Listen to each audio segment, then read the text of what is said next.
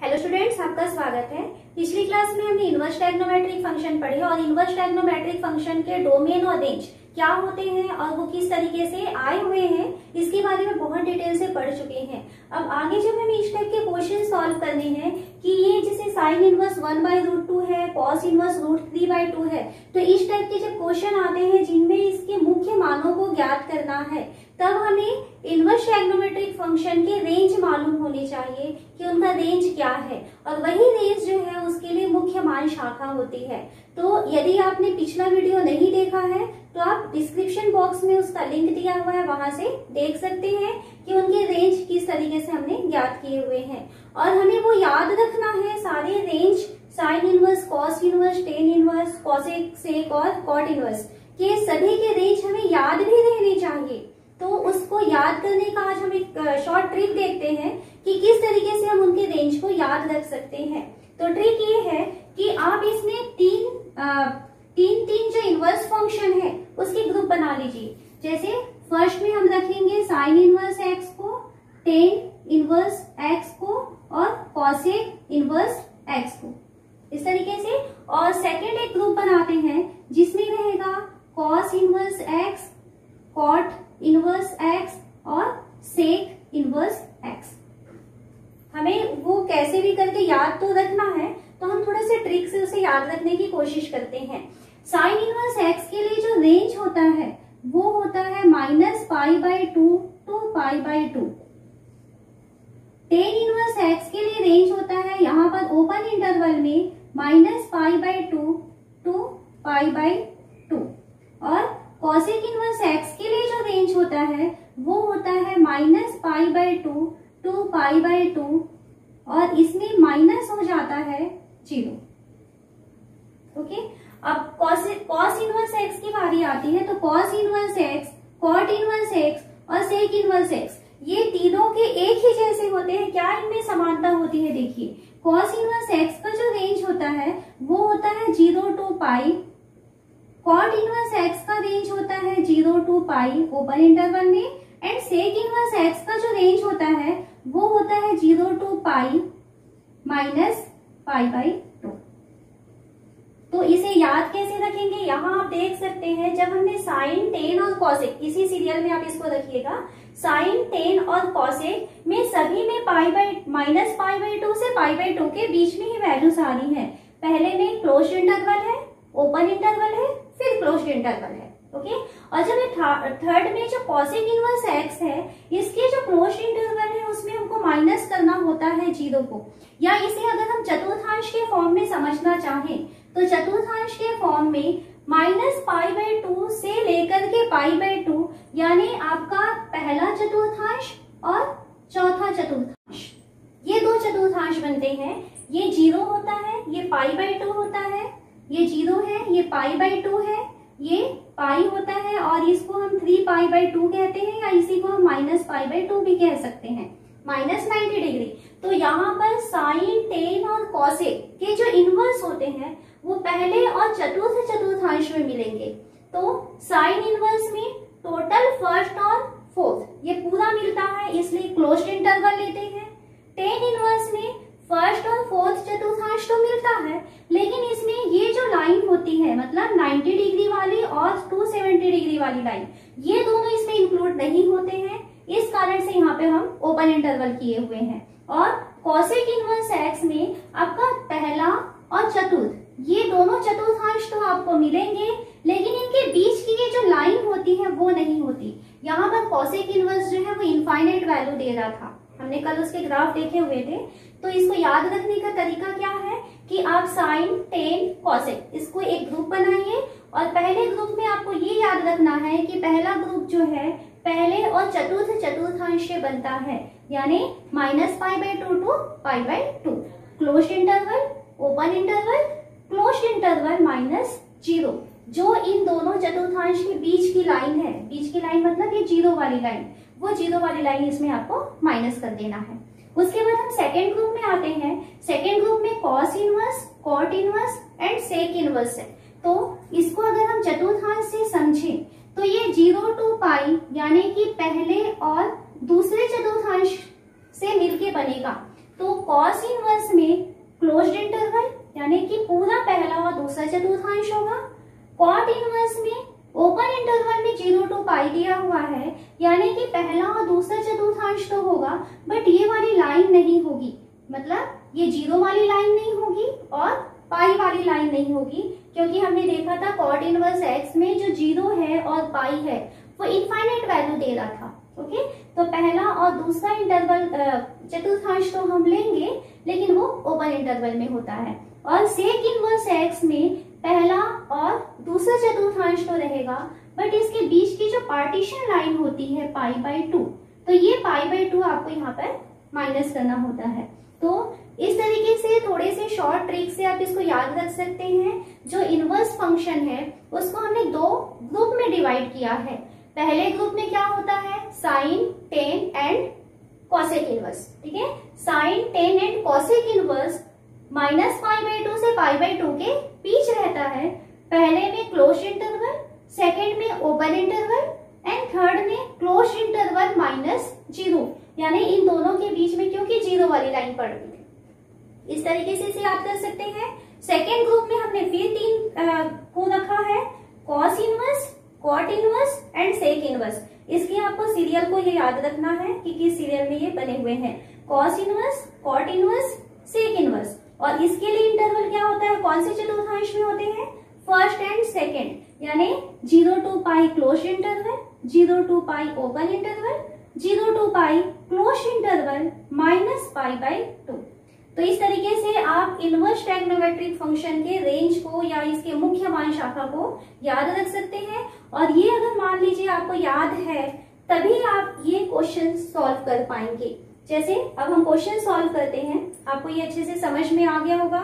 Second video जो हमने बनाया हुआ है वो इसमें कहाँ से इसके रेंज आए हुए हैं इसके बारे में बहुत अच्छे से वहां पे समझाया गया है। अब उस वीडियो को देख सकते हैं। और ये याद करने का तरीका है कि आप इसको 2 ग्रुप में बांट करके किस तरीके से याद कर सकते हैं। अब हम क्वेश्चन सॉल्व करते हैं। हम पहले क्वेश्चन को सॉल्व करते हैं। पहला क्वेश्चन हमें दिया हुआ है साइन इनवर्स 1/√2। इसके मुख्य मान शाखा को हमें ज्ञात करनी है। तो हम मान लेते हैं कि माना इसकी वैल्यू थीटा के इक्वल है। देन इसको हम क्या लिख सकते हैं, sine inverse 1/√2 equal to theta है। देन हम लिख सकते हैं साइन थीटा इक्वल टू 1/√2।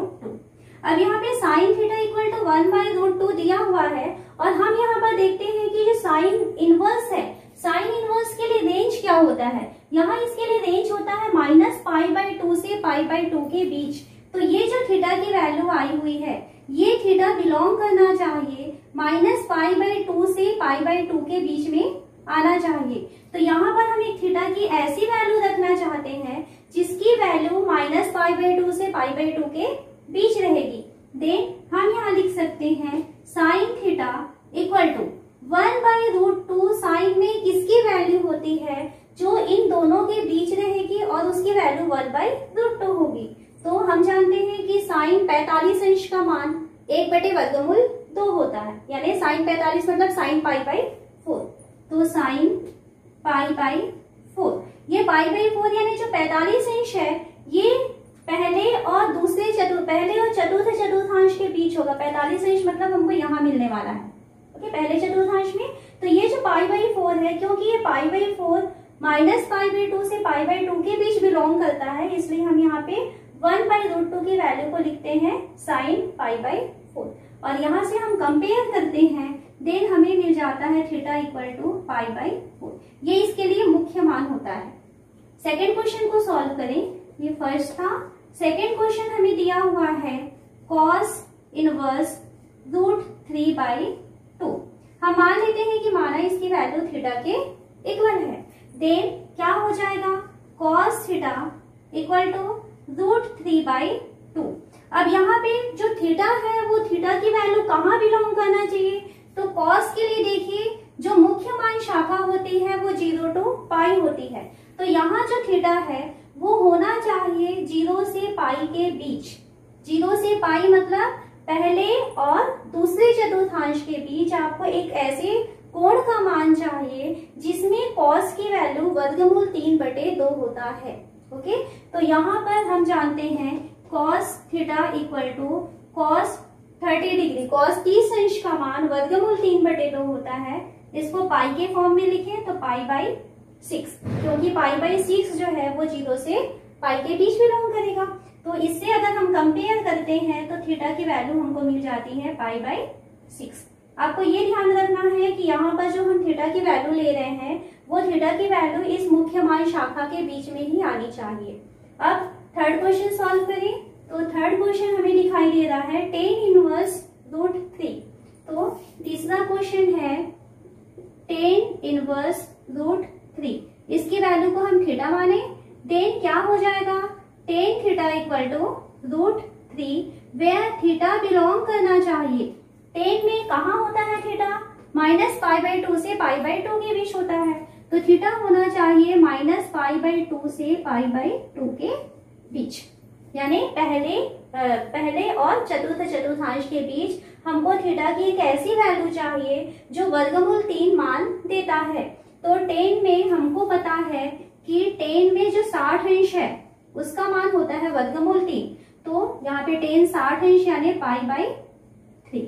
तो π/3 जो है वो क्या होगा, ये पहले चतुर्थांश में रहेगा, यानी इन दोनों के बीच की ही एक वैल्यू है। इसलिए हम यहाँ से कंपेयर करें तो थीटा की वैल्यू मिल जाएगी π/3, जो इसका मुख्य मान कहलाएगा। चौथा क्वेश्चन सॉल्व करते हैं। चौथा क्वेश्चन है cot इनवर्स √3। cot इनवर्स √3 इसकी वैल्यू को मान लिए थीटा, देन यहाँ से हमें मिल जाएगा cot थीटा इक्वल टू √3 मिल जाएगा। थीटा आपको इस तरीके से चाहिए कि कॉट के लिए देखिए जो कॉट इनवर्स है, कॉट इनवर्स का जो मुख्य मान शाखा है वो है 0 to π ओपन इंटरवल में, तो यहाँ पर ओपन इंटरवल में 0 to π। तो इस तरीके से आपको कॉट थीटा की वैल्यू चाहिए कि 0 से पाई के बीच रहना चाहिए, यानी पहले और दूसरे चतुर्थांश के बीच, जिसमें कॉट की वैल्यू वर्गमूल 3 होता है। तो कॉट में किसका मान वर्गमूल 3 होगा, तो कॉट 30 अंश है ना, तो कॉट 30 अंश का मान वर्गमूल 3 होता है। इसलिए हम यहाँ कंपेयर करें कॉट थीटा इक्वल टू जो √3 दिया हुआ है उसकी जगह हम लिख सकते हैं कॉट π/6, 30 अंश यानी π/6। देन कंपेयर करें तो थीटा की वैल्यू मिल जाएगी π/6। तो ये होते हैं इसके मुख्य मान शाखा। तो मुख्य मान की जो वैल्यू है वो निकालने के लिए जो बहुत जरूरी चीज है, आपको ये मालूम होनी चाहिए कि इनकी मुख्य मान शाखा किस तो वैल्यूज के बीच में बिलोंग करती है। तो इस तरीके से आप इसको याद कर सकते हैं। यहाँ हम अगला क्वेश्चन लेते हैं। हमें दिया हुआ है निम्नलिखित के मुख्य मानों को ज्ञात कीजिए। First sine inverse -1/2। तो यहाँ पे आप देख सकते हैं जो क्वेश्चन आए हुए हैं तो यहाँ ब्रैकेट के अंदर माइनस का साइन आया हुआ है। तो इस टाइप के क्वेश्चन को कैसे सॉल्व करेंगे देखते हैं। पहला क्वेश्चन इसमें दिया हुआ है साइन इनवर्स -1/2। इसके मुख्य मान को हमें ज्ञात करना है, तो मान लेते हैं कि इसकी वैल्यू थीटा के इक्वल है। देन यहाँ से हो जाएगा साइन थीटा इक्वल टू -1/2, ये हो जाएगा। और यहाँ ये जो थीटा की वैल्यू है ये होना चाहिए साइन इनवर्स के लिए जो उसका रेंज होता है, जो मुख्य मान शाखा होती है वो होती है -π/2 to π/2, यानी पहला और चौथा चतुर्थांश आपको यहाँ पर देना है। तो इसमें क्या होगा, ये sine theta equal to -1/2। Sine में किसकी वैल्यू होती है, तो साइन में π/6 यानी 30 अंश का मान होता है 1/2, तो इसको हम लिख सकते हैं साइन π/6। अब अगर हम माइनस साइन π/6 कह रहे हैं तो सामने माइनस का साइन आया है और यहाँ पर हमको जो इसके मुख्य मान शाखा दिखाई दे रहे हैं, तो पहले और चतुर्थांश में आपको इसके वैल्यूज मिलने चाहिए। तो अब यहाँ पहले चतुर्थांश में क्योंकि माइनस आ चुका है, तो क्योंकि पहले चतुर्थांश में ऑल पॉजिटिव साइन जो है वो पॉजिटिव होता है, तो हमको जाना होगा चौथे चतुर्थांश में। ओके, तो चौथे चतुर्थांश में जाने के लिए अब यहाँ पर इस माइनस को क्या करेंगे, तो हम जानते हैं कि साइन माइनस थीटा की वैल्यू होती है माइनस साइन थीटा। तो यहाँ पे हम लिख सकते हैं sine theta equal to sine -π/6, क्योंकि साइन माइनस थीटा की वैल्यू माइनस साइन थीटा होती है, तो माइनस साइन π/6 को हम क्या लिख सकेंगे, साइन -π/6। और यहाँ से अगर हम कंपेयर करते हैं देन थीटा की वैल्यू हमको मिल जाएगा -π/6। तो जो -π/6 है वो हमको चतुर्थ चतुर्थांश में इसकी वैल्यू मिल जाती है। तो इस तरीके से हमारा पहला क्वेश्चन सॉल्व हो गया। सेकेंड क्वेश्चन को हम सॉल्व करते हैं। तो सेकेंड क्वेश्चन हमको दिया हुआ है कॉसेक इनवर्स -√2। इसकी वैल्यू को हम मान लेते हैं थीटा। यहाँ पर ये हो जाएगा कॉसेक थीटा इक्वल टू -√2 ये हो जाएगा। और यहाँ जो थीटा की वैल्यू है तो कॉसेक इनवर्स के लिए जो उसकी मुख्य मान शाखा होती है वो होती है -π/2 to π/2 -0 ये होता है, ये आपको याद रखना है। तो आपको थीटा की वैल्यू किस तरीके से चाहिए कि ये -π/2 से π/2 यानी पहले और चतुर्थ चतुर्थांश में चाहिए, लेकिन यहाँ पर 0 नहीं होगा। तो इस तरीके से आपको यहाँ पर इसकी वैल्यू लेनी है। तो यहाँ देखिए ये क्या हो जाएगा, cosec theta equal to minus sign रहेगा √2। हम देखते हैं कि कॉसेक में किसकी वैल्यू √2 होती है, तो कॉसेक 45 डिग्री, तो हम इसको लिखेंगे कॉसेक 45 यानी π/4 इस तरीके से लिख लिए। देन आपको पहले चतुर्थांश में माइनस साइन किसी का भी नहीं होता है, ऑल पॉजिटिव होते हैं, और ये माइनस साइन आया है। देन आपको चौथे चतुर्थांश में पहुंचना है। तो चौथे चतुर्थांश में हम इसको क्या लिख सकते हैं, कॉसेक थीटा इक्वल टू हम इसको लिख सकते हैं कॉसेक -π/4 इस तरीके से। और इसको यदि हम कंपेयर करें देन थीटा की वैल्यू क्या हो जाएगी, -π/4 ये इसका मुख्य मान होता है। तीसरे क्वेश्चन को देखें तो तीसरा क्वेश्चन देखिए क्या दिखाई दे रहा है। तीसरा question sec inverse -2/3√3 sec inverse -2/3 into √3 ऐसा दिखाई दे रहा है। तो यहाँ जो नीचे 3 है इसकी वैल्यू को हम पहले थीटा मान लेते हैं।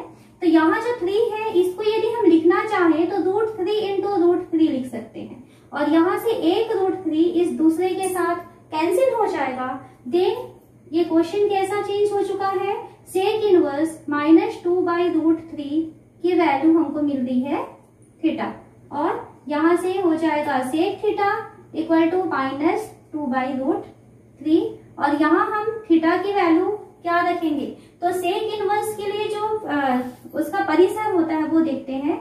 तो यहाँ थीटा बिलोंग करना चाहिए 0 to π -π/2 यानी कहाँ रहता है, ये होता है पहले और दूसरे चतुर्थांश में, लेकिन उसमें बीच का जो π/2 होता है वो इंक्लूड नहीं होगा। तो यहाँ से हम लिख सकते हैं सेक थीटा इक्वल टू -2/3।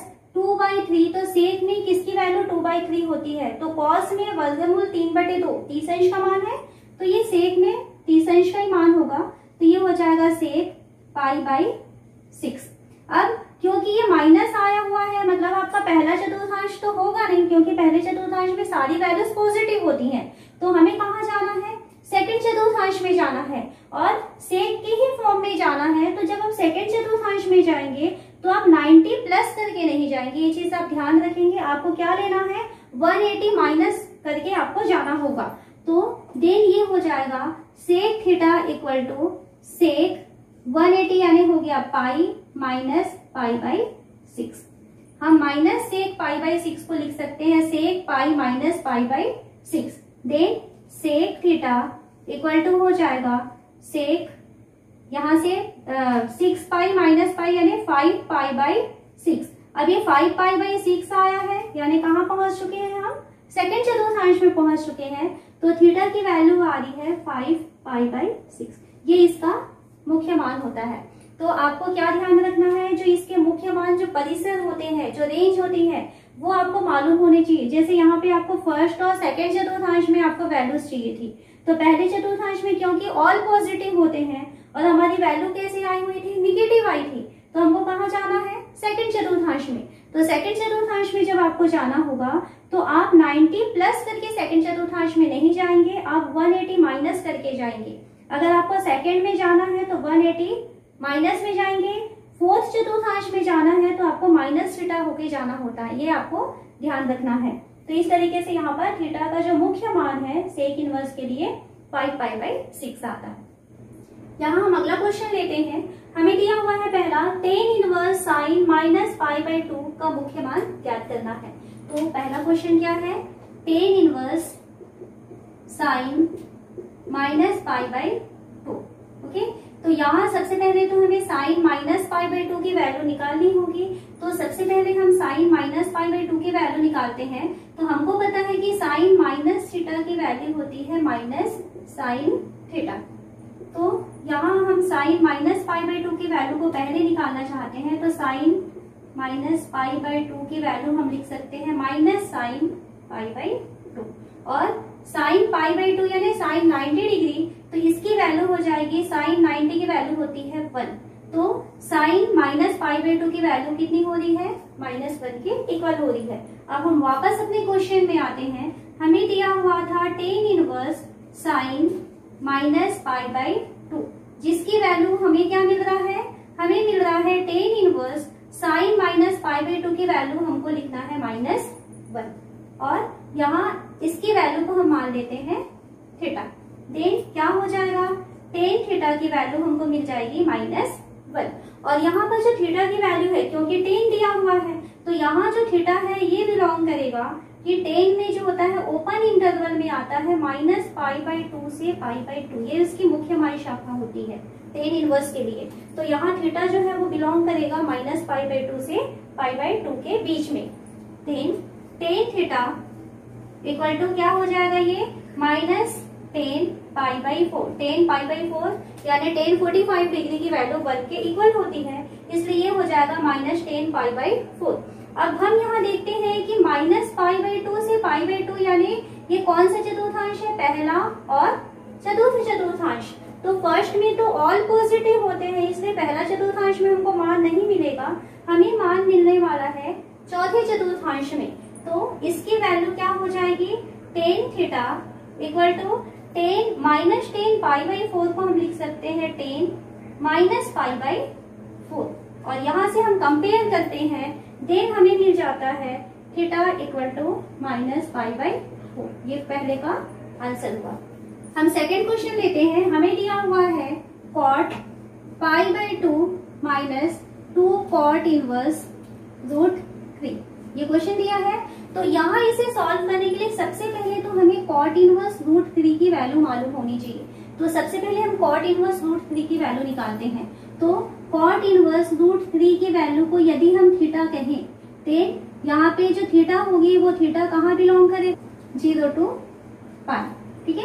तो यहाँ से क्या हो जाएगा, ये cot थीटा इक्वल टू √3, और 0 to π यानी कि पहले और दूसरे चतुर्थांश में हमको cot में कौन √3 देता है, तो ये क्योंकि पॉजिटिव है मतलब आपको पहले चतुर्थांश में लेना है। तो पहले चतुर्थांश में cot की वैल्यू √3, तो हमको पता है कि cot थीटा इक्वल टू यहाँ पर मिलेगा cot 30 डिग्री मतलब π/6। देन क्या मिल गया, थीटा की वैल्यू π/6, किसके लिए, cot इनवर्स √3 के लिए। अब हम अपने मेन क्वेश्चन में आते हैं। हमें दिया हुआ था cot π/2 -2 cot इनवर्स √3, तो cot इनवर्स √3 के बदले हम क्या लिख सकते हैं, π/6 लिख सकते हैं। तो ये इंटू हो जाएगा π/6, कैंसिल कर सकते हैं यहाँ से, 2 1 2 3, तो ये हो गया है cot π/2 -π/3, तो इक्वल टू cot, यहाँ एलसीएम ले लें, तो ये 3π - 2π मीन्स हमको मिल रहा है cot π/6, और cot π/6 मतलब cot 30 अंश का मान, तो cot 30 अंश का मान मिलता है हमको √3। तो ये इसके लिए आंसर हो जाएगा cot π/2 -2 cot इनवर्स √3 की वैल्यू √3 के इक्वल हो जाएगी। अब तीसरा क्वेश्चन दिया हुआ है हमें cos इनवर्स cos 680 डिग्री की वैल्यू क्या होगी। तीसरा क्वेश्चन हमें दिया है cos इनवर्स cos 680 डिग्री, ये दिया हुआ है। तो इसको हम लिख सकते हैं cos इनवर्स cos 660 अंश है, तो 660 अंश मीन्स हम अगर उसको 360 से माइनस कर दिया जाए तो देखिए क्या हो जाएगा, 360 प्लस 360 यानी कितना हो जाता है 720, और हमको कितना दिया हुआ है 680 डिग्री दिया हुआ है। तो ये 720 से कितना माइनस है, तो यहाँ से 40 डिग्री कम हो रहा है क्योंकि ये 680 है। तो यहाँ पे हम इसको लिख सकते हैं 2π - 40 डिग्री। इस तरीके से लिख सकते हैं। इक्वल टू ये हो जाएगा cos inverse cos 2 pi minus 40 degree. तो 2 पाई मतलब आपका ये 360 अंश, यहाँ से यही जो है ये 0 है, पाई बाई 2 होता है, पाई होता है 3 पाई बाई 2, और यहाँ से ये फिर वापस में हो जाता है 2 पाई। तो 2 पाई मतलब आपकी वे वाली लाइन, और वहां से 40 डिग्री माइनस करना है, मतलब हम कहाँ पहुंच जाएंगे, चतुर्थांश में पहुंच रहे हैं। तो यहाँ पर ये हो गया है कॉस माइनस 40 डिग्री, ये लिख सकते हैं। ये हो जाएगा cos inverse cos minus 40 degree की वैल्यू हो जाएगी कॉस 40 डिग्री, और ये इसके value cos inverse cos 40 degree की वैल्यू को अगर हम थीटा कहते हैं, देन कॉस थीटा की वैल्यू आ रही है कॉस 40, और देन यहाँ से हमको मिल जाएगा थीटा इक्वल टू 40 डिग्री। तो इस तरीके से हमको थीटा का मान यहाँ पर 40 अंश मिल जाता है।